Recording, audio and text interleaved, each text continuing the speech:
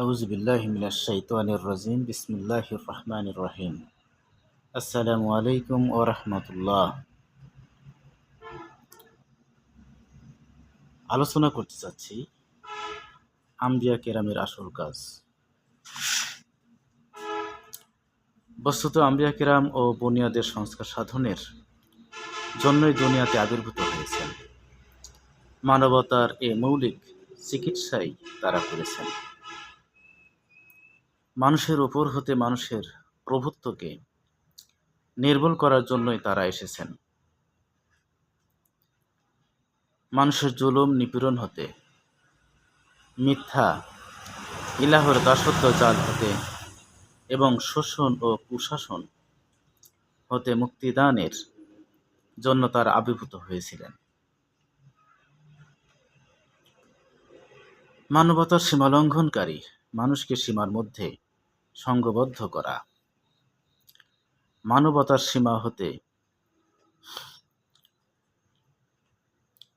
বিচ্যুত মানুষকে হস্তধারণ করে এর সীমায় উন্নীত করা এবং নিম্নলিখিত মানবতাকে এক সুবিচারপূর্ণ জীবন ব্যবস্থার অনুসারী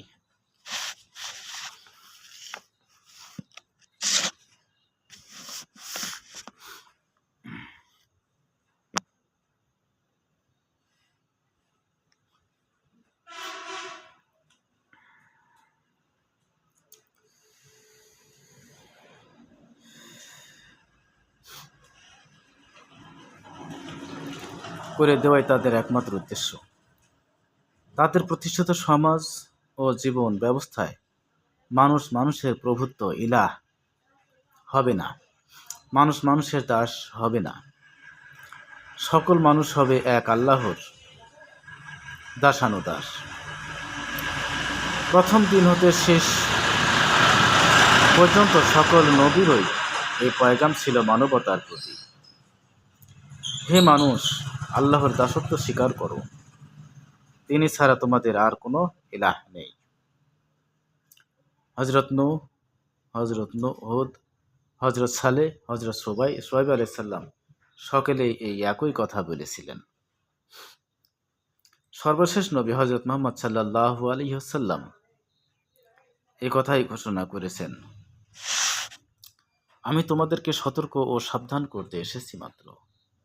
আল্লাহ ছাড়া তোমাদের ইলাহ কেউ নেই, তিনি এক অদ্বিতীয়, তিনি সর্বজয়, তিনি আকাশ পৃথিবী এবং এর মধ্যস্থ সমস্ত কিছুরই রব। আল্লাহ তোমাদের রব, সন্দেহ নেই, তিনি আকাশ ও পৃথিবী সৃষ্টি করেছেন। চন্দ্র, সূর্য ও নক্ষত্র সবকিছুই তার নিয়ন্ত্রণাধীন। সাবধান, সৃষ্টি ও তার প্রভুত্বও তারই হবে। সূরা আল আরাফের ৫৪ নম্বর আয়াত।